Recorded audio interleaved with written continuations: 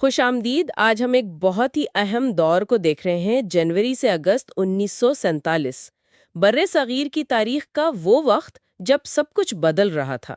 جی بالکل۔ اور ہمارے پاس کچھ اخباری تراشے ہیں اس زمانے کے، خاص طور پر قصور شہر کے حوالے سے۔ ہاں، اور یہ اخبارات ہمیں ایک طرح کی آپ کہہ لیں زمینی حقیقت دکھاتے ہیں۔ بالکل۔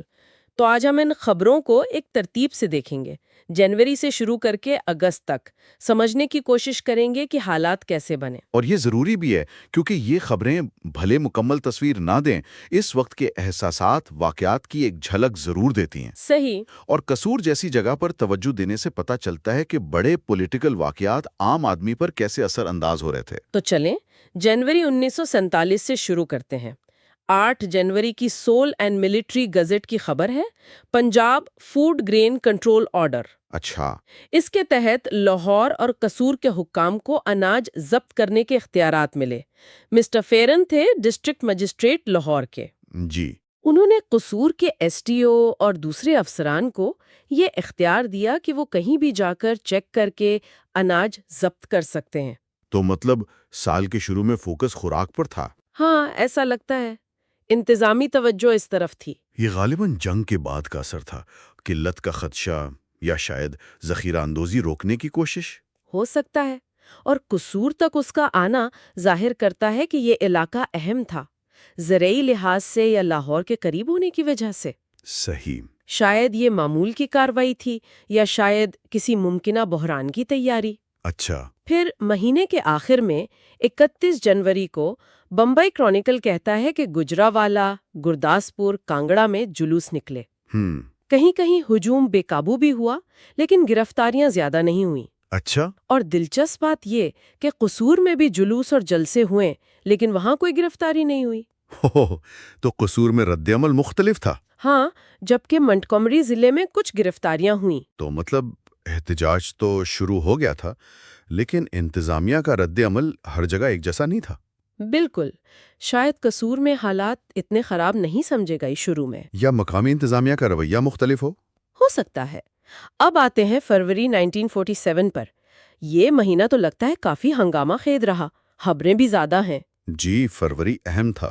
3 فروری کو بمبئی کرونیکل پھر بتاتا ہے کہ سرگودھا، قصور، ملتان، یہاں چھوٹے موٹے جلوس چل رہے ہیں۔ معمول بن گئے تھے کیا؟ شاید، لیکن اسی خبر میں ایک اہم بات ہے۔ مسلم لیگ نیشنل گارڈز پر پابندی ہٹی تو لیگ کے رہنما سوچ رہے تھے کہ احتجاج جاری رکھیں یا نہیں۔ اچھا، یہ تو اندرونی بحث ہوئی۔ ہاں، اور اسی دوران گرفتاریاں بھی ہوئیں۔ قصور میں 1 رہنما پکڑے گئے، سیالکوٹ میں 31 لوگ، کچھ بعد میں چھوڑ بھی دیے۔ تو ایک طرف تو روزمرہ کا احتجاج، دوسری طرف لیگ کی اپنی حکمت عملی پر غور۔ اور حکومت کا رد عمل بھی ملا جلا، کہیں گرفتاری کہیں نہیں۔ جی، یہ سیاسی پیچیدگی دکھا رہا ہے۔ اور قصور میں اگلے ہی دن 4 فروری کو اسی اخبار کے مطابق معاملہ اور بڑھ گیا۔ کیسے؟ مکمل ہڑتال ہوئی اور شام کو ایک بڑا جلوس نکلا جو شہر سے گزرا اور پھر ایک جلسے میں بدل گیا۔ اوہو، مکمل ہڑتال اور بڑا جلوس، یہ تو واضح طور پر سرگرمی میں شدت ہے۔ ہاں، لگتا ہے قصور ایک اہم مرکز بن رہا تھا احتجاج کا۔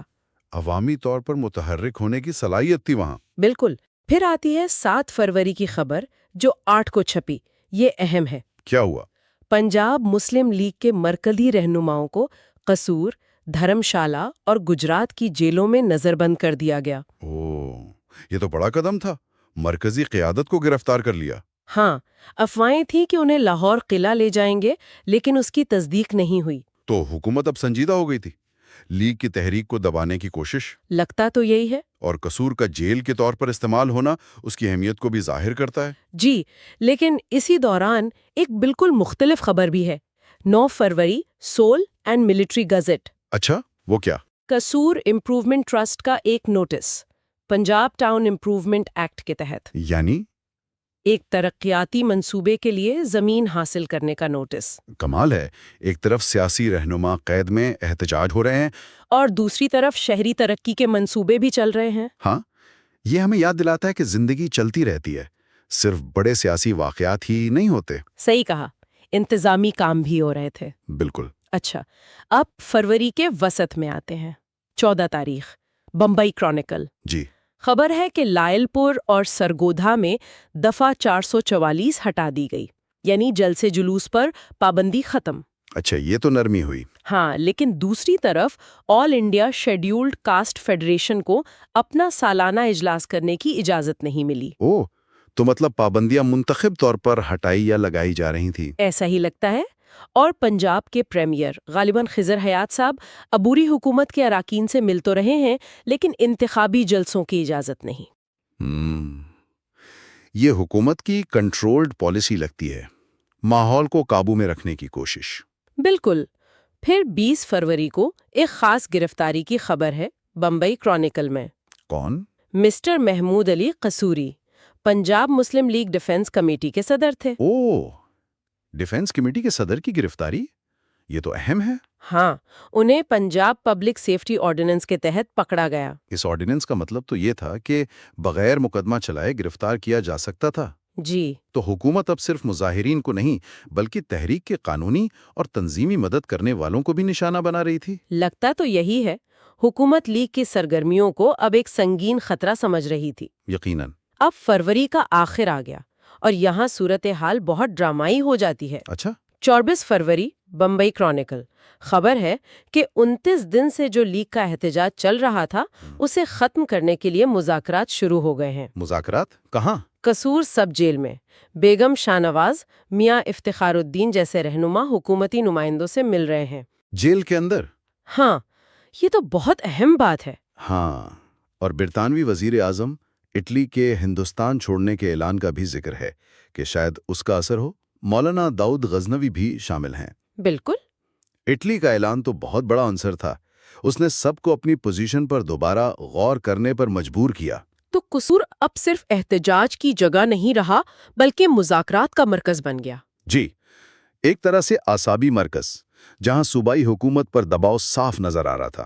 اگلے ہی دن 25 فروری کو خبر ہے کہ مولانا داؤد غزنوی کراچی سے واپس لاہور آئے ہیں۔ اچھا۔ اور مسٹر جناح کا خط لے کر شام کو قصور جائیں گے جیل میں رہنماؤں کو دینے کے لیے۔ تو اب مسٹر جناح بھی براہ راست شامل ہو گئے، قصور جیل کی اہمیت اور بڑھ گئی۔ بالکل، ہدایات اور پیغام رسانی اب قصور کے ذریعے ہو رہی تھی۔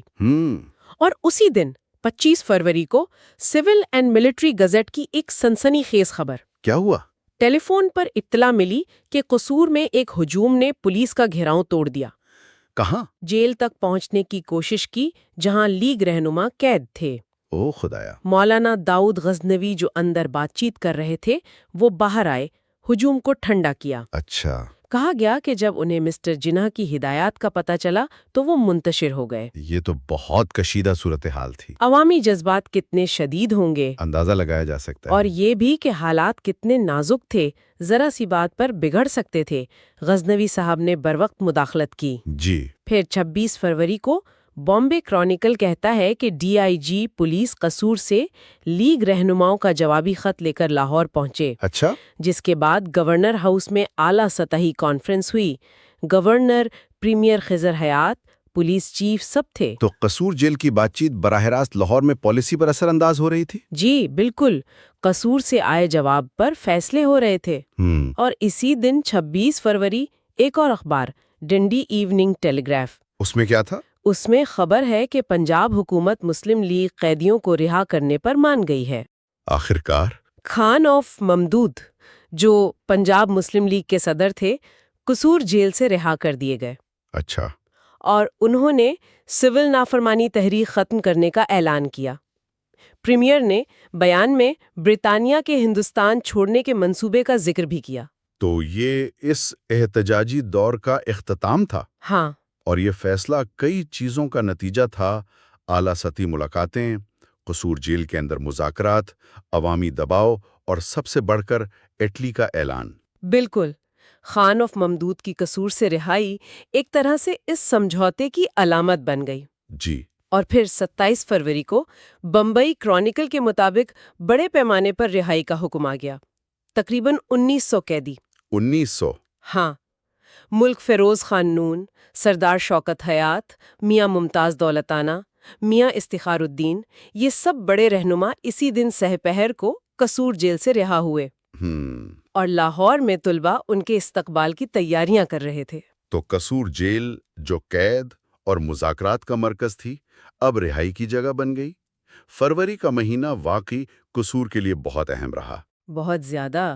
اچھا، اس شدید سیاسی ہلچل کے بعد اب ہم ذرا آگے چلتے ہیں۔ مئی 1947 میں جی 5 مئی کی ایک خبر ہے، قصور کے اسلامیہ ہائی اسکول میں یوم اقبال منایا گیا۔ اچھا، ثقافتی سرگرمی۔ ہاں، جامعہ اسلامیہ لاہور کے پرنسپل علامہ علاء الدین نے صدارت کی۔ تقریریں ہوئیں، مقالے پڑھے گئے، مشاعرہ بھی ہوا۔ یہ اس وقت کے ماحول میں اہم ہے۔ یوم اقبال منانا صرف ثقافتی نہیں، اس کی سیاسی گونج بھی ہو سکتی تھی۔ بالکل، اقبال کے نظریات مسلم تشخص کی تحریک میں مرکزی تھے۔ اور یہ بھی دکھاتا ہے کہ سیاسی تناؤ کے باوجود سماجی زندگی کسی نہ کسی طرح چل رہی تھی۔ صحیح۔ اب آتے ہیں جولائی 1947 پر۔ یہاں ایک بالکل مختلف خبر ہے۔ 9 جولائی سول اینڈ ملٹری گیزٹ۔ کیا ہے؟ قصور میں امپیریل بینک کے ایجنٹ کے ساتھ فراڈ ہوا، 8,000 روپے کا۔ اوہ، کیسے؟ ایک خوش لباس سکھ نوجوان آیا، اس نے کیلکٹا کے لائڈز بینک کا جعلی اتھارٹی لیٹر دکھایا۔ بعد میں پتا چلا اصل اتھارٹی صرف 80 روپے کی تھی۔ یہ تو روزمرہ کی خبر ہے۔ ہاں، ایک چھوٹا سا جرم، پولیس تفتیش کر رہی تھی۔ یہ بھی تاریخ کا حصہ ہے۔ بڑی تبدیلیوں کے ساتھ یہ چھوٹی چھوٹی چیزیں بھی چلتی رہتی ہیں۔ بالکل۔ لیکن جولائی کے آخر میں 30 تاریخ کو بمبئی کرونیکل میں ایک سنجیدہ بلکہ تشویشناک خبر ہے۔ وہ کیا؟ قصور ڈویژن کا ایک گاؤں ہے نجب آباد، وہاں 2 دھڑوں میں لڑائی ہو گئی۔ اوہ، 4 لوگ مارے گئے، کچھ زخمی ہوئے۔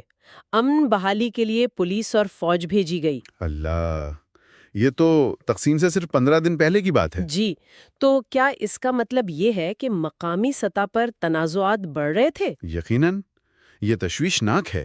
ایک گاؤں میں ایسی لڑائی جس میں ہلاکتیں ہوں اور فوج بلانی پڑے، یہ امن و امان کی بگڑتی صورتحال کا واضح اشارہ ہے۔ چاہے یہ مقامی جھگڑا ہی کیوں نہ ہو۔ لیکن اس وقت اس کا ہونا آنے والے دنوں کی سنگینی بتا رہا تھا۔ بالکل۔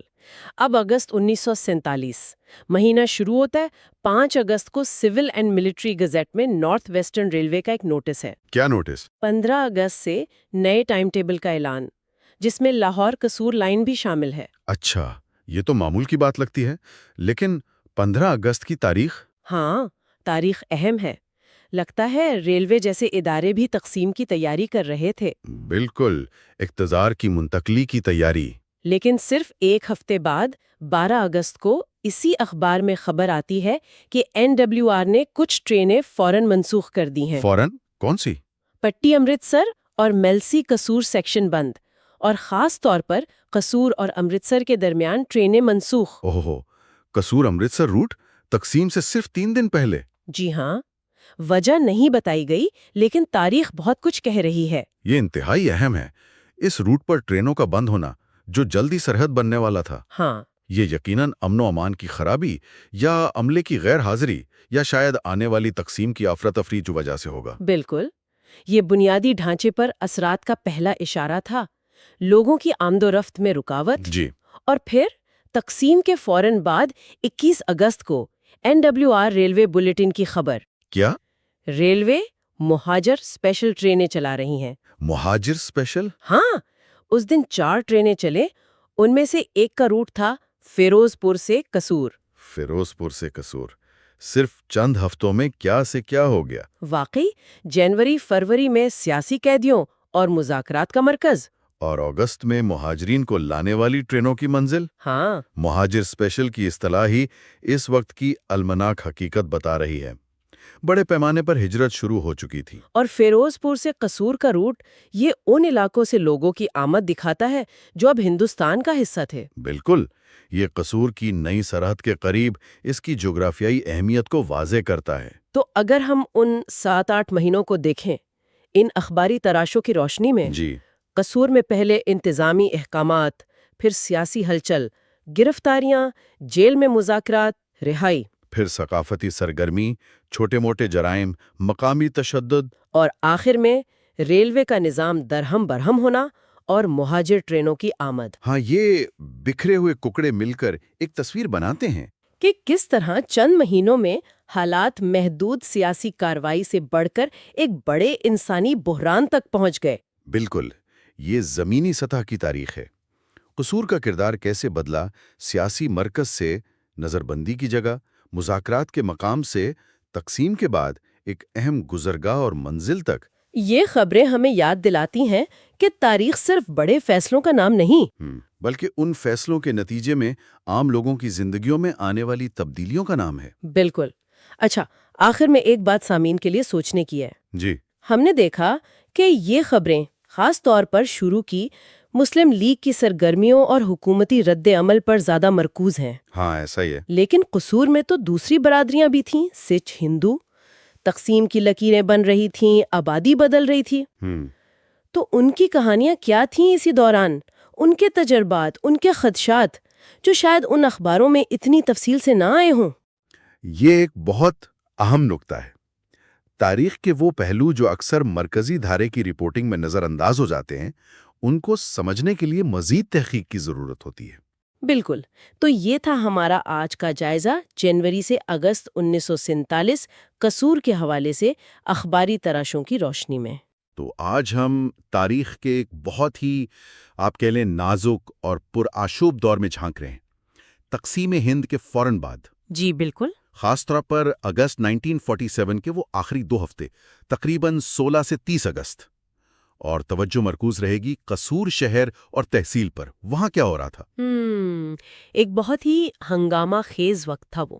ہم کوشش کریں گے کہ واقعات کو بالکل زمانی ترتیب سے دیکھیں، جیسے جیسے وہ پیش آئیں۔ اور یہ جو ساری بات چیت ہے، اس کی بنیاد کیا ہے؟ کہاں سے یہ معلومات آ رہی ہیں؟ جی، یہ زیادہ تر اس وقت کے اخبارات ہیں، جیسے the civil and military gazette, the Bombay chronicle, اچھا، ہاں، اور لنڈن کا ڈیلی ہیرلڈ بھی، کچھ اردو اخبارات بھی، ان کی خبریں، ان کے تراشے جو مل سکیں۔ مقصد یہی ہے کہ ان بکھرے ہوئے ذرائع سے جو ہے وہ اہم معلومات اور حقائق سامنے لائے جائیں۔ اور یہ سمجھنا بہت ضروری ہے، دیکھیں کہ یہ کوئی عام دن نہیں تھے، ابھی نئی نئی سرحد بن رہی تھی، بلکہ بنی چکی تھی۔ جی، لاکھوں لوگ یہاں سے وہاں جا رہے تھے، ہجرت کا عالم تھا، اور انتظامیہ وہ تقریباً مفلوج تھیں۔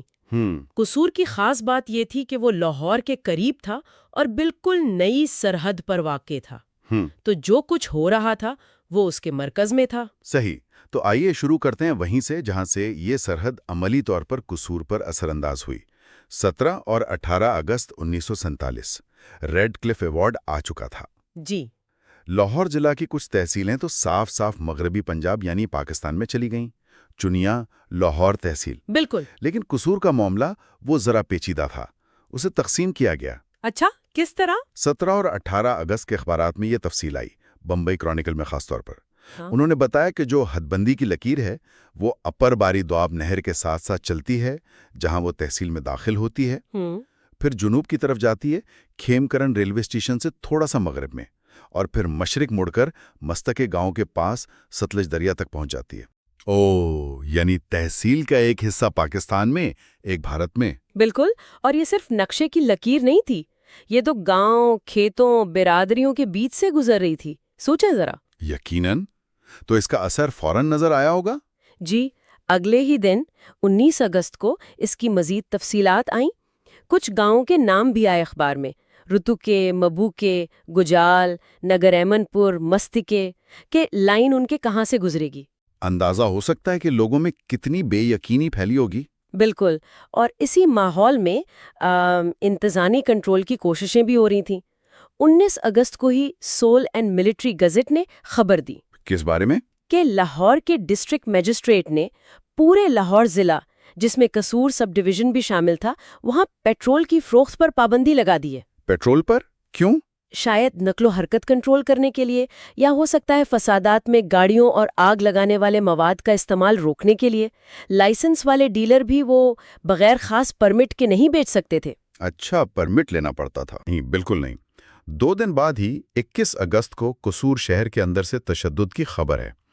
ایک اخباری تراشا ہے، تاریخ تو واضح نہیں لکھی اس پر، مگر واقعہ 21 کی صبح کا ہے۔ کیا ہوا تھا؟ قصور میں سینٹرل بینک کو لوٹنے کی کوشش ہوئی، اور جب چوکیداروں نے روکا تو ان پر یوں سمجھیں بے دردی سے تشدد کیا گیا۔ او خدایا! ہاں، لیکن اسی واقعے میں ایک آپ کہہ لیں غیر متوقع بات بھی ہوئی۔ رپورٹ کہتی ہے کہ فوج کا ایک افسر وہاں پہنچ گیا۔ اچھا؟ جی، اور اس نے مداخلت کی، نہ صرف لوٹ مار روکی بلکہ وہاں جو غیر مسلم تھے ان کو بچایا اور فیروز پور منتقل کرنے میں مدد کی۔ یہ تو اچھی بات ہوئی۔ جی، اور فیروز پور کے ڈپٹی کمشنر کی بھی تعریف ہے کہ انہوں نے پوری مدد کی۔ لیکن اس سے اندازہ لگائیں کہ خوف کتنا تھا۔ اسی رپورٹ میں لکھا ہے کہ تب تک کوئی 15,000 غیر مسلم 15,000؟ جی ہاں، اندازہ ہے یہ کہ 15,000 غیر مسلم اپنا گھر، جائیداد، دکانیں سب کچھ چھوڑ کر قصور سے جا چکے تھے۔ یہ تو بہت بڑی تعداد ہے۔ اور یہ گورنر جنرل کی یقین دہانی کے باوجود؟ جی بالکل، یقین دہانیاں اپنی جگہ، مگر زمین پر حقیقت کچھ اور تھی۔ تو لوگ نکل رہے تھے، اور اس میں ریلوے کا کیا کردار تھا؟ ریلوے بہت اہم تھی۔ 23 اگست کے سلولین ملٹری گزٹ میں نارتھ ویسٹرن ریلوے کا بلیٹن چھپا۔ اس سے پتہ چلتا ہے کہ 21 اگست کو فیروز پور سے قصور کے لیے ایک اسپیشل مہاجر ٹرین چلی تھی۔ یعنی لوگوں کو لانے لے جانے کی کوشش ہو رہی تھی۔ جی، کوشش تو تھی، لیکن ساتھ ساتھ امن کی اپیلیں بھی تھیں۔ 22 اگست کے ایک اخبار میں خبر ہے کہ سکھ رہنما گیانی کرتار سنگھ، انہوں نے 20 اگست کو قصور اور لاہور سب ڈویژن کے کئی گاؤں کا دورہ کیا۔ کیا کہا انہوں نے؟ لوگوں کو، خاص کر سکھوں کو، امن رکھنے کو کہا، اور دلچسپ بات یہ کہ انہوں نے یہ وارننگ بھی دی کہ اگر یہاں یعنی مغربی پنجاب میں گڑبڑ بند نہ ہوئی تو وہاں مشرقی پنجاب میں ان کے لوگوں کو مشکل ہو سکتی ہے۔ یعنی حالات ایک دوسرے سے جڑے ہوئے تھے۔ بالکل، ایک جگہ کا اثر دوسری جگہ پڑ رہا تھا۔ اور حکومتی سطح پر کیا ہو رہا تھا؟ کوئی تشویش؟ جی بالکل تھی۔ 24 اگست کے دی کرونیکل اخبار نے بتایا کہ پنجاب کے گورنر خود، ان کے ساتھ مس موڈی اور مس میک کوئین بھی تھیں، وہ جمعہ یعنی 22 اگست کی صبح قصور گئے۔ کس لیے؟ خاص طور پر مشرقی پنجاب سے جو مہاجرین آ رہے تھے ان کی وجہ سے جو صورتحال تھی اس کا جائزہ لینے۔ اس سے پتہ چلتا ہے کہ قصور میں مہاجرین کی آمد ایک بڑا مسئلہ بن چکی تھی۔ اور تعداد کتنی تھی ان مہاجرین کی؟ بہت زیادہ۔ 23 اگست کا سولین ملٹری گزٹ کہتا ہے کہ صرف فیروز پور سے ہی کوئی 10,000 مہاجر قصور سب ڈویژن پہنچے۔ 10,000 صرف ایک دن میں، ایک جگہ سے؟ جی، اور اسی دن مغربی پنجاب کے ریونیو منسٹر سردار شوکت حیات خان اور لاہور کے ڈی ایم مسٹر ظفر الحسن وہ بھی قصور اور فیروز پور گئے تاکہ خود دیکھیں اور امدادی کاموں کا بندوبست کریں۔ یعنی اعلیٰ سطح پر نوٹس تو لیا جا رہا تھا؟ جی، نوٹس لیا جا رہا تھا۔ لیکن زمین پر خطرات کم ہوئے۔ آپ نے ریلوے کا ذکر کیا، کیا وہ محفوظ تھی؟ نہیں، محفوظ تو نہیں تھی۔ اسی 23 اگست کے ریلوے بلیٹن میں یہ بھی لکھا تھا کہ جو سیکشن فسادات سے بہت زیادہ متاثر ہیں ان میں قصور فیروز پور سیکشن بھی شامل ہے۔ اوہو، یعنی لائف لائن خود خطرے میں تھی۔ بالکل، اور یہ خطرہ صرف کہنے کی بات نہیں تھی۔ اگلے ہی دن 24 اگست کو ایک اردو اخبار نے اور پھر 25 اگست کے بمبے کرونیکل نے ایک بہت ہی افسوسناک واقعے کی خبر دی۔ کیا ہوا؟ قصور سے پاک پتن جانے والی ایک مسافر ٹرین پر حملہ ہوا۔ یہ 23-24 اگست کی درمیانی رات کو ہوا۔ مونٹگمری یعنی آج کا ساہیوال ضلع، وہاں کھوڑیاں خاص اسٹیشن کے قریب ایک ہجوم نے حملہ کیا۔ مسافر ٹرین پر؟ کون لوگ تھے اس میں؟ خیال یہی ہے کہ مونٹگمری ضلع کے ہی کچھ مہاجر تھے جو شاید محفوظ جگہ جا رہے تھے، اور خدشہ تھا کہ کئی لوگ مارے گئے۔ اوف خدایا، ٹرین کا سفر تو ڈراؤنا خواب بن گیا ہوگا۔ 24 اگست کی ایک اور خبر ہے کہ جمعہ یعنی 22 اگست کو رائیونڈ اسٹیشن کے قریب بھی ٹرین روکی گئی، مسافروں کو لوٹا گیا۔ وہاں بھی؟ جی، البتہ وہاں پولیس اور فوج نے کارروائی کی اور کوئی 183 حملہ آور پکڑے بھی گئے، لوٹا ہوا مال بھی ملا۔ لیکن ایسے واقعات سے خوف تو پھیلتا ہی ہے۔ بالکل۔ اسی دوران کوئی اندازہ تھا کہ کل کتنے لوگ سرحد پار کر چکے ہیں؟ ہاں، اندازے آ رہے تھے۔ 24 اگست کے ایک اخبار نے لکھا کہ تب تک کوئی 3.5 لاکھ لوگ مغربی پنجاب آ چکے تھے۔ 3.5 لاکھ؟ جی، ان میں سے اخبار کے مطابق 5,000 قصور میں تھے، 90,000 لاہور میں اور باقی دوسرے شہروں اور کیمپوں میں۔ یہ تو بہت بڑا انسانی بحران تھا۔ بہت بڑا، اور سفر اتنا خطرناک ہو گیا تھا کہ 25 اگست کو لندن کے ڈیلی ہیرالڈ نے خبر دی کہ مغربی پنجاب حکومت نے باقاعدہ وارننگ جاری کی ہے۔ کس چیز کی وارننگ؟ کہ لوگ رات کو نئی دلی اور لاہور کے بیچ ٹرین سے سفر نہ کریں۔ حکومت خود کہہ رہی تھی کہ سفر نہ کریں؟ جی، اور اسی رپورٹ میں ایک دل دہلا دینے والی تفصیل تھی۔ ایک میل ٹرین جو دلی سے لاہور آ رہی تھی ہاں اسے راستے میں 2 بار روکا گیا. پہلے فرید کوٹ کے پاس سکھوں کے ایک گروہ نے اور پھر قصور سے صرف 20 میل پہلے مسلمانوں کے ایک گروہ نے. او نہیں. رپورٹ کہتی ہے کہ جب وہ ٹرین لاہور پہنچی تو اس کے ڈبے خون آلود تھے اور مسافر شدید خوفزدہ. تصور کرنا بھی مشکل ہے. ان حالات میں جو لوگ غلط طرف رہ گئے تھے ان کا کیا بنا؟ انخلا کا کوئی منصوبہ؟ ہاں، اب بات انخلا کی طرف آ رہی تھی. 26 اگست کے حوالے سے ایک دلچسپ بات سامنے آئی ہے. ایک جگہ ذکر ملا، شاید کسی اخباری تراشے کا ہی حوالہ تھا، کہ قصور وہ پہلا مقام تھا جہاں سے بھارتی حکومت نے فوجی ٹرکوں کے ذریعے اقلیتوں کا انخلا شروع کیا. فوجی ٹرکوں سے؟ قصور سے؟ کیا یہ بات مصدقہ ہے؟ اس کی تائید ہوتی ہے 27 اگست کے بامبے کرونیکل سے. اس میں 26 اگست کی ایک API رپورٹ چھپی. اچھا، API کی رپورٹ؟ جی، اس میں لاہور سے کہا گیا کہ توقع ہے کہ قصور اور رائے ورن جیسی جگہوں سے اقلیتوں کو سب سے پہلے سڑک کے ذریعے نکالا جائے گا. اسی رپورٹ میں یہ بھی تھا کہ پاکستان آرمی کے کمانڈر ان چیف جنرل مسرنی انہوں نے مغربی پنجاب کے اجلاس میں شرکت کی. تو لگتا ہے اسی انخلا پر بات ہوئی ہوگی. بہت ممکن ہے. تو ایسا لگتا ہے کہ قصور واقعی سڑک کے ذریعے اخلاء کا ایک اہم مرکز بن رہا تھا. لیکن ریل کا کیا حال تھا؟ کیا وہ چل رہی تھی؟ چل تو رہی تھی مگر بہت مشکلات سے. 29 اگست کے اخبار میں پھر NWR کا بلیٹن آیا.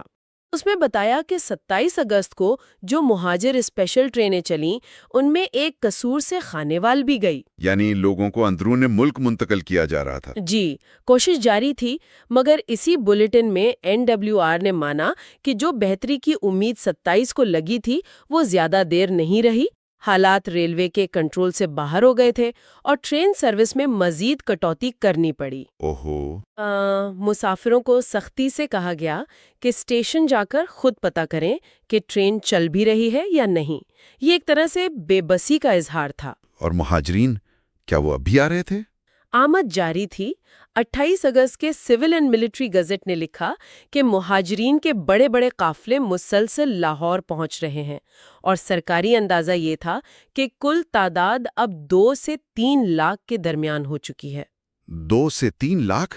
اور ان میں سے قصور میں کتنے تھے؟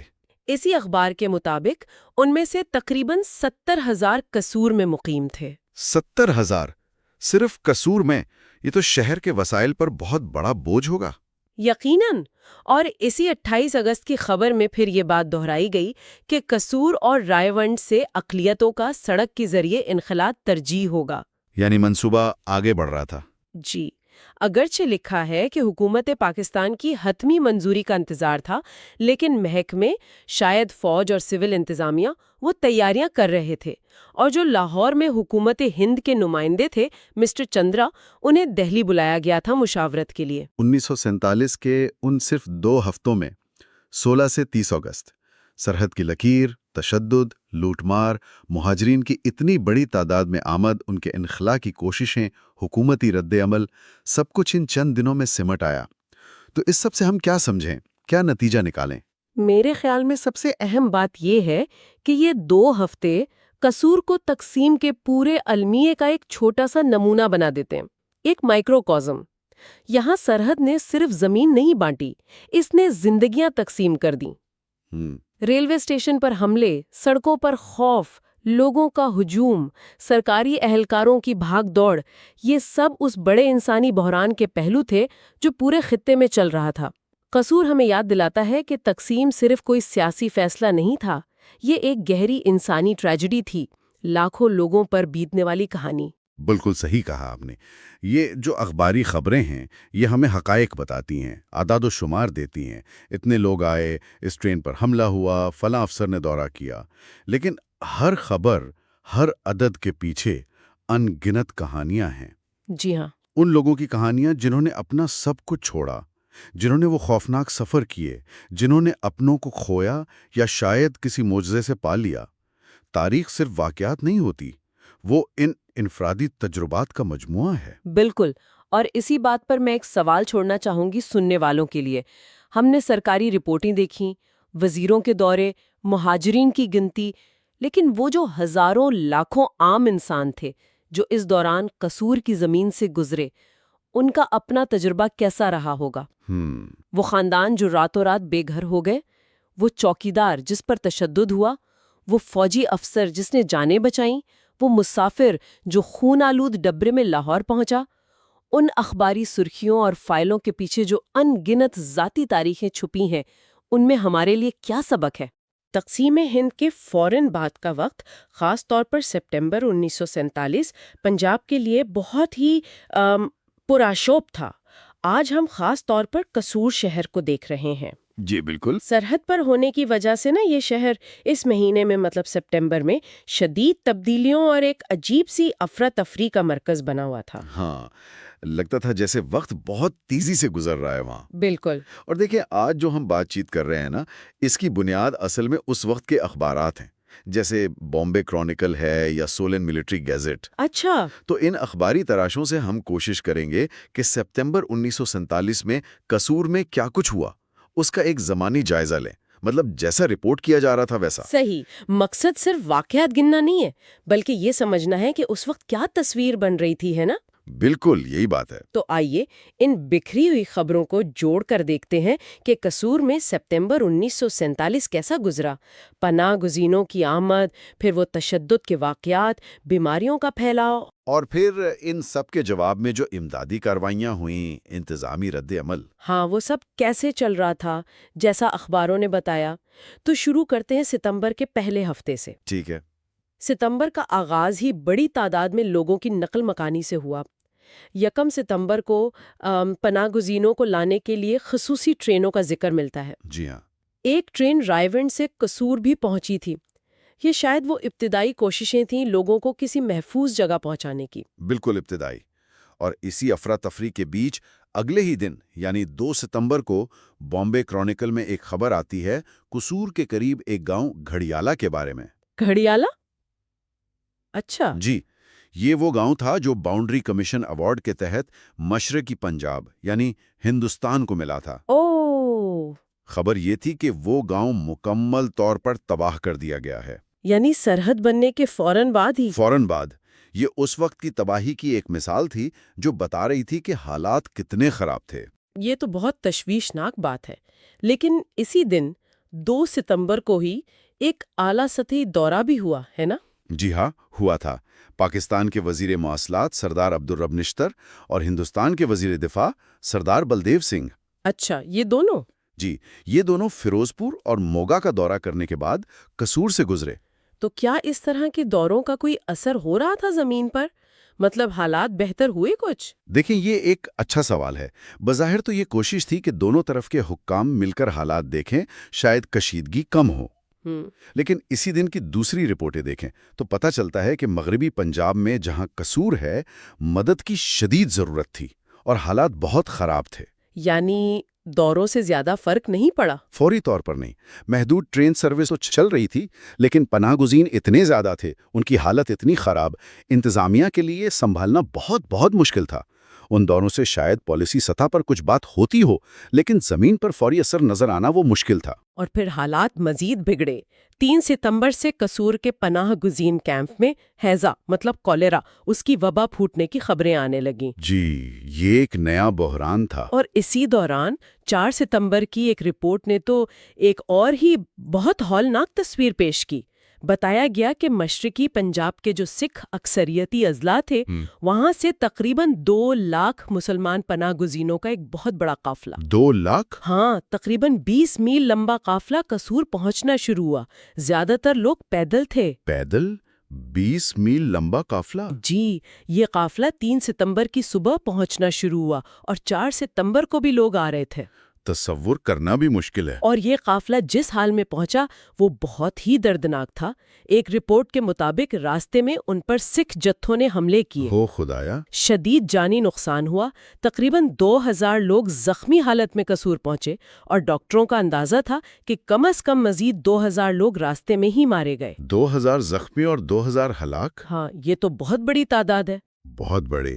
یہ اعداد و شمار اس وقت کے تشدد اور افراتفری کی سنگینی کو ظاہر کرتے ہیں۔ انتظامیہ پر بوجھ اتنا زیادہ تھا کہ ابتدائی طور پر جو 1.5 لاکھ پناہ گزین پہنچے، ان میں سے 75,000 کو فوراً منگومری یعنی آج کا ساہیوال بھیج دیا گیا تاکہ ایک قصور میں کچھ جگہ بن سکے؟ بالکل۔ ڈائریکٹر سول سپلائز نے خود قصور آ کر راشن کے انتظامات دیکھیں۔ اس سے پتہ چلتا ہے کہ بنیادی ضروریات پوری کرنا بھی کتنا بڑا مسئلہ بن گیا تھا۔ اور طبی امداد کا تو میرا خیال ہے جیسے کوئی نظام ہی نہیں بچا تھا، اتنے زخمی، اتنے بیمار۔ ہاں بالکل ایسا ہی تھا۔ ایک انڈین کرسچن رہنما تھے دیوان بہادر ایس پی سنگھا، انہوں نے تو مسیحی نرسوں اور مشنریوں سے اپیل کی کہ وہ انسانی ہمدردی کی بنیاد پر قصور جائیں، مدد کریں۔ جی یہ اپیل بھی ریکارڈ پر ہے۔ حالات کی خرابی کا اندازہ اس بات سے لگائیں کہ ایک رپورٹ کہتی ہے کہ ہسپتال میں صرف 32 سرجیکل مریضوں کی گنجائش تھی، جبکہ 750 شدید زخمی علاج کے منتظر تھے۔ صرف 32 بستر اور 750 شدید زخمی، یہ تو ایک خوفناک صورتحال ہے۔ بالکل۔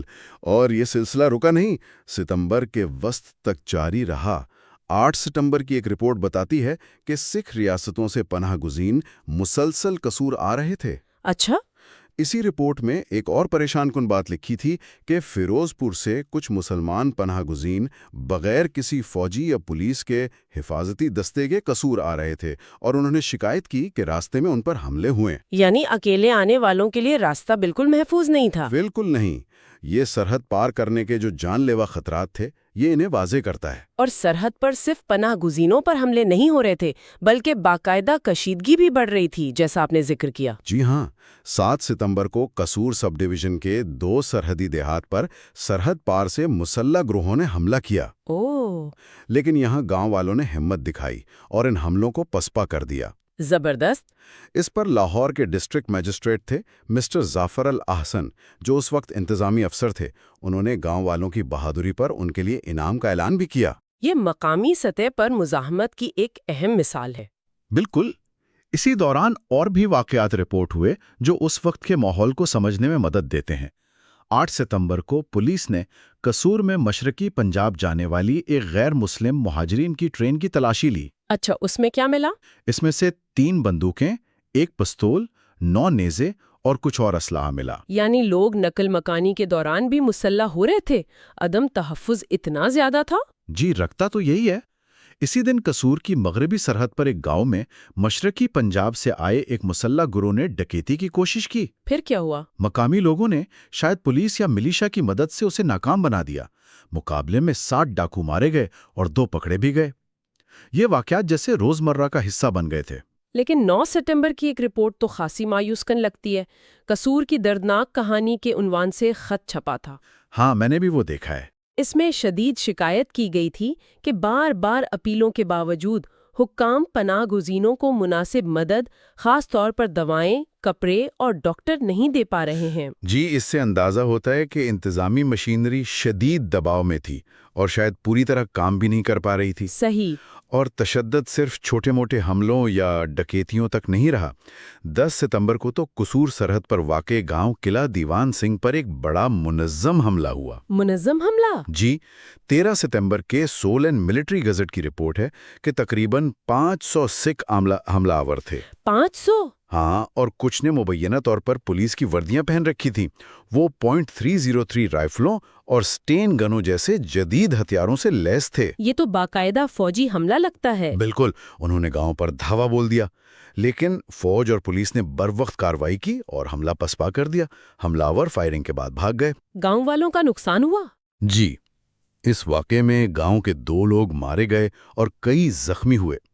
یہ واقعہ سرحد پار سے ہونے والے منظم تشدد کی سنگینی کو ظاہر کرتا ہے۔ اس سارے تشدد اور افراتفری کے بیچ وہ جو ہیضے کی وبا تھی، کیا اس پر قابو پانے کی کوئی کوشش کامیاب ہوئی؟ ہاں، اس محاذ پر کچھ پیش رفت ہوئی۔ 13 ستمبر کی ایک رپورٹ ہے جس کے مطابق تقریباً 20 مستند ڈاکٹر اور لاہور میڈیکل کالج کے سینئر طلباء کی ٹیمیں قصور سب ڈویژن میں تعینات کی گئیں۔ اچھا، یہ تو اچھی خبر ہے۔ جی، رپورٹ میں یہ دعویٰ کیا گیا ہے کہ ان کی بروقت کوششوں سے انفیکشن پر قابو پا لیا گیا ہے۔ تو کچھ کنٹرول ہوا؟ ہاں، رپورٹ تو یہی کہتی ہے۔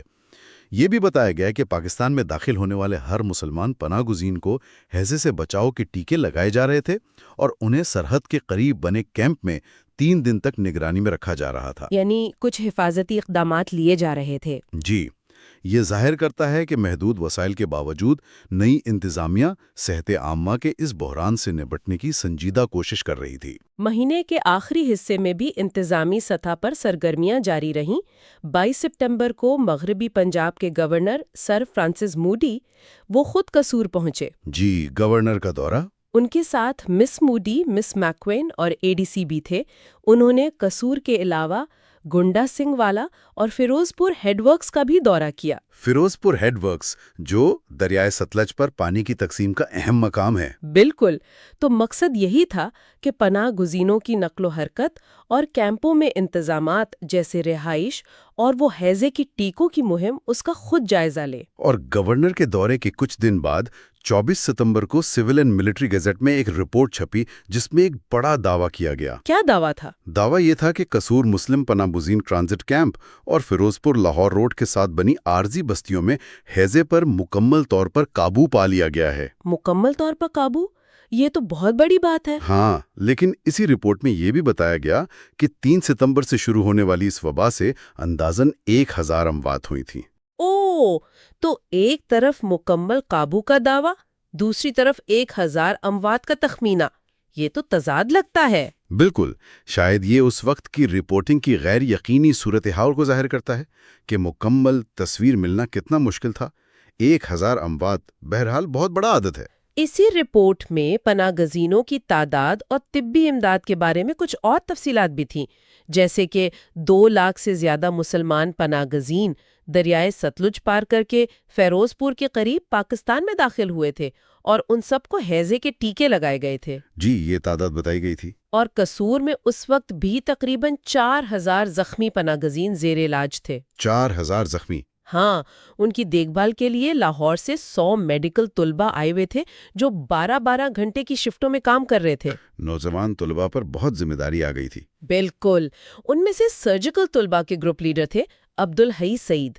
انہوں نے ایک انٹرویو میں ایک بڑی قابل ذکر بات کہی۔ کیا کہا انہوں نے؟ یہ دعویٰ تو سننے میں بہت متاثر کن ہے، خاص طور پر جب ہم جانتے ہیں کہ 4000 زخمی تھے اور وسائل کتنے کم تھے۔ ہاں، یہی میں سوچ رہی تھی۔ یہ طبی عملے اور ان طلباء کی غیر معمولی محنت کا ثبوت تو سکتا ہے، لیکن یہ اس رپورٹ سے تھوڑا متضاد ضرور لگتا ہے جس میں شدید زخمیوں اور ہسپتال کی محدود گنجائش کا ذکر تھا۔ صحیح۔ ہو سکتا ہے یہ دعویٰ صرف اس مخصوص ٹرانزٹ کیمپ کے اندر زیر علاج لوگوں کے بارے میں ہو، یا شاید یہ مکمل تصویر نہ ہو۔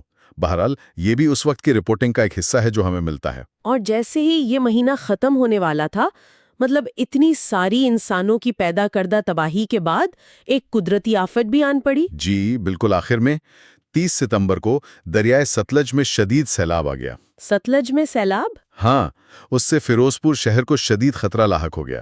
رپورٹ کہتی ہے شہر میں 5 فٹ تک پانی بھر گیا تھا۔ اوہو۔ اور اس سیلاب کے اثرات سرحد پار قصور تک بھی پہنچے۔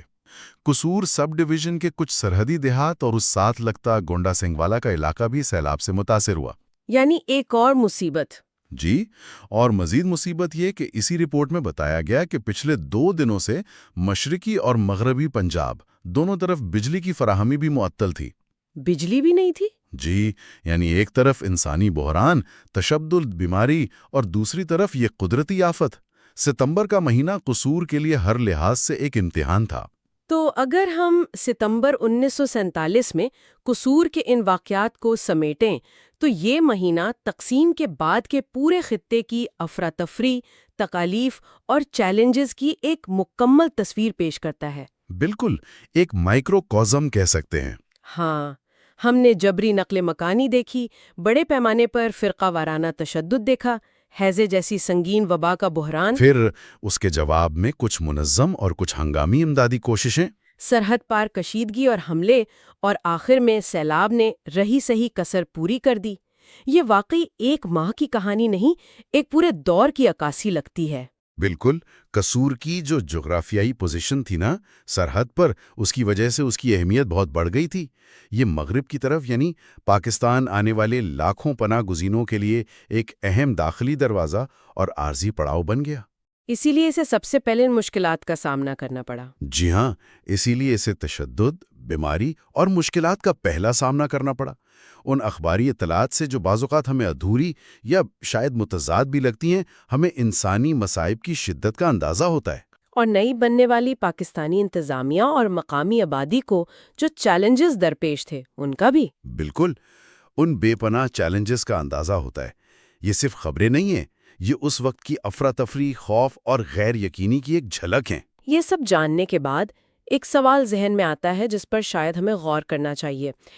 یہ جو فوری نوعیت کی بعض اوقات بظاہر متضاد اخباری رپورٹیں ہم نے دیکھی ہیں، ان کے پیچھے کتنی ہی انکہی کہانیاں ہوں گی۔ یقیناً بہت سی ہوں گی۔ وہ لاکھوں لوگ جنہوں نے یہ سب کچھ اپنی آنکھوں سے دیکھا، اپنے جسم پر جھیلا، ان کے ذاتی تجربات کیا تھے جو شاید کبھی لکھے یا بتائے نہیں گئے۔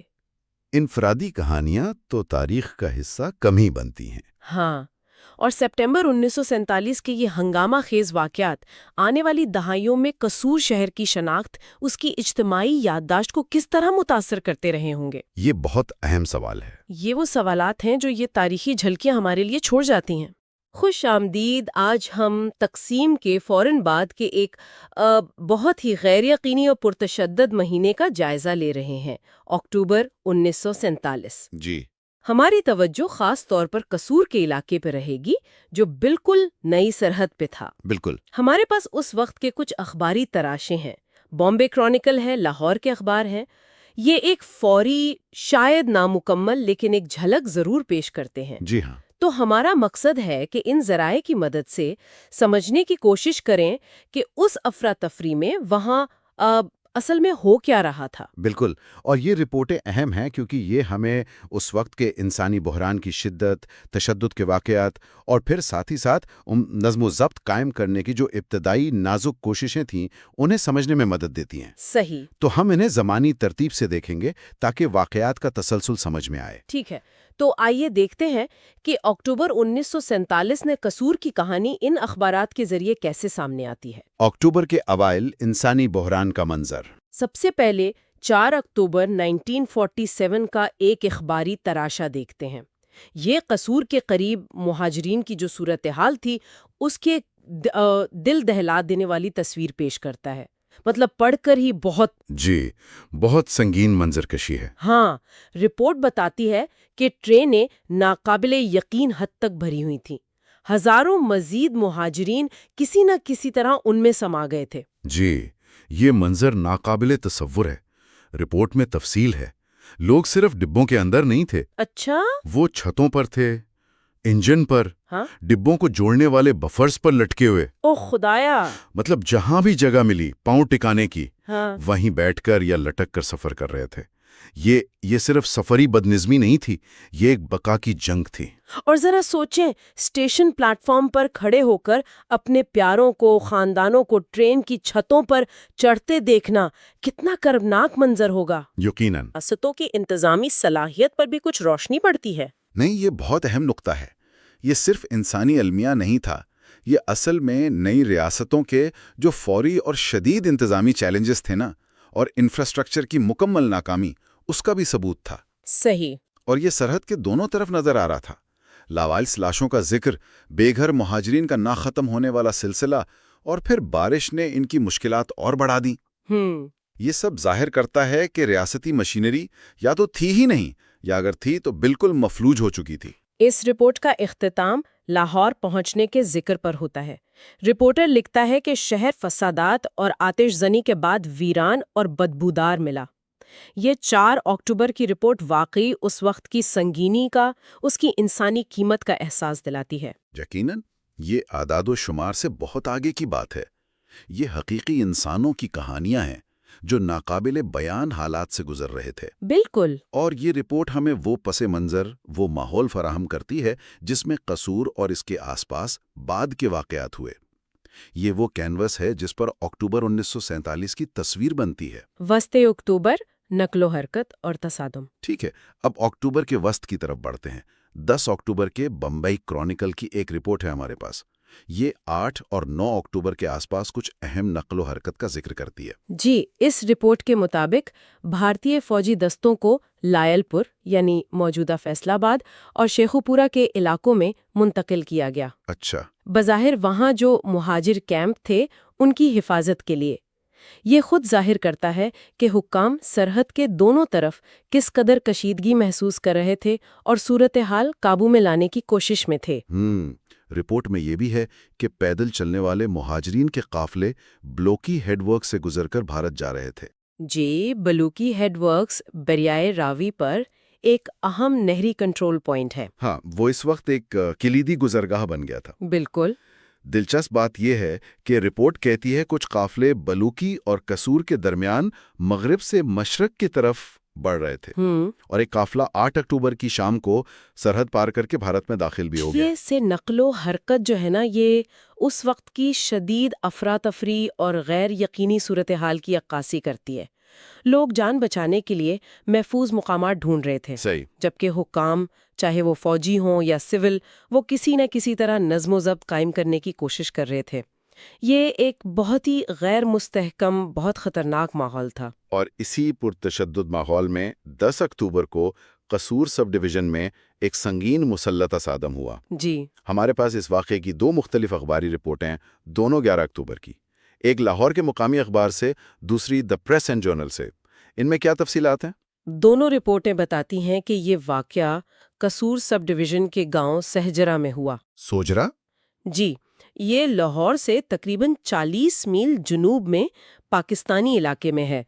رپورٹس کے مطابق حملہ آوروں کی تعداد تقریباً 60 تھی اور وہ مسلح تھے۔ 60 حملہ آور؟ جی، ایک رپورٹ میں تو واضح طور پر انہیں سکھ حملہ آور کہا گیا ہے، جبکہ دونوں رپورٹیں یہ ضرور کہتی ہیں کہ ان میں سے کچھ وردی میں ملبوس تھے۔ وردی میں ملبوس حملہ آور؟ یہ تو بہت الجھن پیدا کرنے والی بات ہے۔ جی بالکل۔ ان کے پاس اسلحہ بھی کافی بتایا گیا ہے، 2 برین گنیں اور 18 رائفلیں۔ یہ تو کوئی معمولی ڈاکوؤں کا گروہ نہیں لگتا۔ بالکل نہیں۔ انہوں نے کیا کیا؟ اطلاعات کے مطابق حملہ آوروں نے گاؤں کے قریب 2 مختلف جگہوں پر پوزیشنیں لیں اور کھیتوں میں کام کرنے والے جو نہتھے گاؤں والے تھے ان پر فائرنگ شروع کر دی۔ لیکن مغربی پنجاب بارڈر پولیس کی ایک قریبی چوکی نے فوراً جوابی کارروائی کی۔ اور پھر کیا ہوا؟ کیا یہ کوئی مختصر جھڑپ تھی؟ نہیں، بالکل نہیں۔ رپورٹس کہتی ہیں کہ پولیس اور حملہ آوروں کے درمیان تقریباً 3.5 گھنٹے تک شدید لڑائی جاری رہی۔ 3.5 گھنٹے؟ جی، یہ اس بات کی نشاندہی کرتا ہے کہ حملہ آور نہ صرف اچھی طرح مسلح تھے بلکہ منظم بھی تھے اور مقابلہ کرنے پر تیار تھے۔ اس کا نتیجہ کیا نکلا؟ پولیس کارروائی کامیاب رہی۔ رپورٹوں کے مطابق پولیس نے کئی حملہ آوروں کو ہلاک کر دیا اور باقی پسپا ہو کر بھاگنے پر مجبور ہو گئے۔ لیکن افسوسناک طور پر اس حملے میں ایک مقامی گاؤں والا بھی جان سے ہاتھ دھو بیٹھا۔ یہ واقعہ تو سرحد پر موجود کھلی تشدد اور لاقانونیت کی ایک واضح مثال ہے، لیکن یہ وردی میں حملہ آور کا ذکر، یہ کیا تھا؟ کیا یہ محض افواہ تھی یا یہ کسی منظم گروہ کی طرف اشارہ ہے؟ کیا یہ سابق فوجی ہو سکتے تھے یا کوئی ملیشیا؟ یہ ایک بہت اہم سوال ہے اور اس کا جواب ان رپورٹوں سے واضح طور پر نہیں ملتا۔ صحیح۔ یہ منظم گروہ بھی ہو سکتے تھے، سابق فوجی بھی جنہوں نے ہتھیار اٹھا لیے تھے، یا شاید سرحد پار سے آنے والے جتھے جنہوں نے وردیاں حاصل کر لی تھیں۔ اس وقت کی افراتفری میں شناختیں اکثر دھندلی ہو جاتی تھیں، لیکن 3.5 گھنٹے کی لڑائی اور جو ہتھیار استعمال ہوئے وہ اس تصادم کی سنگینی اور نئی سرحد کی کمزوری کو ضرور ظاہر کرتے ہیں۔ اواخر اکتوبر امن کی کوششیں اور نئی کشیدگی۔ اچھا، تو مہینے کے وسط میں یہ شدید تصادم ہوا، لیکن اکتوبر کے آخر تک پہنچتے پہنچتے کیا صورتحال میں کوئی تبدیلی آئی؟ جی۔ 25 اکتوبر کے بامبے کرونیکل میں 23 اکتوبر کو لاہور سے بھیجی گئی ایک رپورٹ شائع ہوئی ہے۔ اس میں کہا گیا کہ قصور سب ڈویژن میں ایک خوش آئند تبدیلی رونما ہوئی ہے۔ یہ کیا تبدیلی تھی؟ جی، مغربی پنجاب حکومت کے ایک پریس نوٹ کا حوالہ دیتے ہوئے یہ رپورٹ بتاتی ہے کہ علاقے میں جو معمول بن گیا تھا لوٹ مار اور دیگر جرائم کا، اس کی جگہ امن اور خیر سگالی کے جذبات نے لے لی ہے۔ اور یہ پیغام سرحد پار سے آیا ہے۔ یہ بظاہر ایک بڑی پیش رفت تھی۔ کیا اس خیر سگالی کا کوئی عملی ثبوت بھی تھا؟ بالکل۔ رپورٹ میں ذکر ہے کہ مشرقی پنجاب پولیس خاص طور پر راجوکے کی سرحدی چوکی نے 4 اغوا شدہ مسلمانوں کو واپس مغربی پنجاب حکام کے حوالے کیا۔ اچھا، بتایا گیا ہے کہ یہ مغربی پنجاب پولیس کی جانب سے پہلے کیے گئے کسی خیر سگالی کے اقدام کا جواب تھا۔ اسی طرح 9 سکھوں کو بھی، جو غالباً مغربی پنجاب میں قید تھے، رہا کیا گیا۔ یہ افراد کی واپسی اور قیدیوں کا تبادلہ یہ تو بہت اہم معلوم ہوتا ہے۔ یقیناً یہ ظاہر کرتا ہے کہ شدید کشیدگی اور تشدد کے باوجود مقامی سطح پر سرحد کے دونوں طرف کے پولیس اور فوجی حکام غالباً زمینی حقائق کو تسلیم کرتے ہوئے امن قائم کرنے کی کوشش کر رہے تھے، اور خاص طور پر اغوا جیسے جو فوری اور تکلیف دہ مسائل تھے انہیں حل کرنے کے لیے عملی اقدامات اٹھا رہے تھے۔ یہ ٹاپ ڈاؤن سے زیادہ باٹم اپ امن سازی کی کوشش لگتی ہے۔ مشترکہ میٹنگ کا بھی ذکر ہے۔ جی ہاں، اس میٹنگ میں قصور کے ایڈیشنل سپرنٹینڈنٹ آف پولیس اور بھارتی فوج کے ایک دستے کے کمانڈر میجر امر سنگھ شریک ہوئے۔ اور اس میٹنگ کا نتیجہ بھی مثبت بتایا گیا ہے۔ دونوں افسران نے اتفاق کیا کہ اپنے اپنے علاقوں میں امن برقرار رکھا جائے گا اور تمام اغوا شدہ افراد کی واپسی کو یقینی بنایا جائے گا۔ صحیح۔ یہ مقامی کمانڈروں کی سطح پر کشیدگی کم کرنے اور اعتماد بحال کرنے کی ایک ٹھوس اور قابل تعریف کوشش تھی۔ تو ایسا لگتا ہے کہ مہینے کے آخر تک حالات بہتری کی طرف جا رہے تھے، لیکن کیا یہ امن واقعی قائم ہو گیا؟ کیونکہ صرف چند دن بعد 28 اکتوبر کے بامبے کرونیکل میں قصور سب ڈویژن میں ایک اور ناخوشگوار واقعے کی اطلاع ملتی ہے۔ جی ہاں، اور یہی اس وقت کی صورتحال کی پیچیدگی اور نزاکت کو ظاہر کرتا ہے۔ بالکل۔ اس رپورٹ میں ذکر ہے کہ سکھ مجرموں کے ایک گروہ کے بارے میں اطلاع ملی کہ وہ گزشتہ روز یعنی غالباً 26 یا 27 اکتوبر کو پاکستانی علاقے میں داخل ہوئے۔ یہ تو پچھلی رپورٹ میں جو خیر سگالی کی بات تھی اس کے بالکل برعکس ہے۔ جی، دلچسپ بات یہ ہے کہ اسی رپورٹ میں دوستانہ تعلقات کی بحالی کی مزید کوششوں کا بھی ذکر ہے، شاید پچھلی رپورٹ کا حوالہ دیتے ہوئے۔ یہ کیسے ممکن ہے کہ ایک ہی وقت میں امن کی بات بھی ہو رہی ہو اور نئے حملوں کی اطلاعات بھی آ رہی ہوں؟ یہی اکتوبر 1947 میں قصور کی زمینی حقیقت تھی۔ ایک طرف سرکاری سطح پر یا کم از کم مقامی کمانڈروں کی سطح پر امن قائم کرنے اور حالات معمول پر لانے کی کوششیں جاری تھی۔ ملاقاتیں ہو رہی تھیں، قیدیوں کا تبادلہ ہو رہا تھا، لیکن دوسری طرف غیر ریاستی عناصر، اب چاہے انہیں مجرموں کے گروہ کہیں، جتھے کہیں یا کچھ اور، صحیح، وہ سرحد پار کارروائیاں کر رہے تھے جس سے کشیدگی فوری طور پر دوبارہ بڑھ سکتی تھی۔ مکمل کنٹرول قائم کرنا انتہائی مشکل تھا۔ اور اہم بات ہے، کہا گیا ہے کہ سیالکوٹ ضلع کی سرحد پر کچھ گڑبڑ کے علاوہ مغربی پنجاب میں عمومی صورتحال پرامن رہی ہے اور کسی دوسرے ضلع سے فرقہ وارانہ نوعیت کے کسی بڑے واقعے کی اطلاع نہیں ہے۔ اس سے کیا نتیجہ نکلتا ہے؟ یہ نقطہ قصور کی صورتحال کو مزید نمایاں کرتا ہے۔ ایسا لگتا ہے کہ اکتوبر 1947 میں کم از کم ان رپورٹوں کی روشنی میں قصور کا علاقہ تشدد اور کشیدگی کا ایک خاص مرکز بنا ہوا تھا، ایک ہاٹ سپاٹ تھا۔ اچھا، دیگر علاقوں میں نسبتاً امن کا ہونا یہ ظاہر کرتا ہے کہ شاید مقامی عوامل، سرحد سے قربت یا مخصوص گروہوں کی سرگرمیاں قصور کو اس وقت زیادہ غیر مستحکم بنائے ہوئے تھیں۔ یہ آخری رپورٹ اکتوبر 1947 میں قصور کے علاقے کی ایک پیچیدہ، غیر مستحکم اور مسلسل بدلتی ہوئی تصویر پیش کرتی ہے، جہاں امن کی امید بھی ہے اور ساتھ ساتھ تشدد کا خطرہ بھی ہر وقت موجود ہے۔ اختتامیہ تو ان چند اخباری تراشوں کو اگر ہم جوڑ کر دیکھیں تو اکتوبر 1947 میں قصور کا علاقہ گویا ایک طوفان کی زد میں تھا۔ ہم نے مہینے کے شروع میں شدید انسانی بحران دیکھا، مہاجرین کی ناقابل بیان مشکلات، پھر وسط میں سرحد پر مسلح تصادم، پولیس اور وردی پوش حملہ آوروں کے درمیان گھنٹوں لڑائی، بالکل، اور پھر مہینے کے آخر میں امن قائم کرنے کی کچھ سنجیدہ عملی کوششیں بھی نظر آئیں۔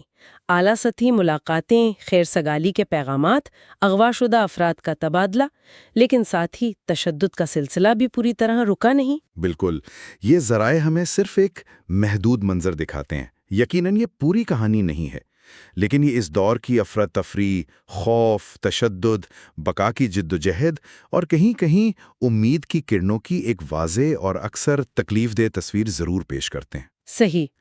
قصور کی یہ کہانی دراصل اس بڑے المیے کا ایک چھوٹا سا نمونہ ہے جو تقسیم کے وقت پورے برے صغیر میں رونما ہو رہا تھا۔ ریاستوں کا بننا اور ٹوٹنا، سرحدوں کا کھچنا اور عام انسانوں کا ان تاریخی تبدیلیوں کی قیمت ادا کرنا۔ تو اس سب کا کیا مطلب ہے ہمارے لیے آج؟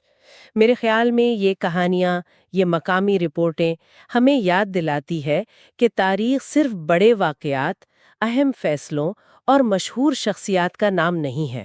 جی بالکل۔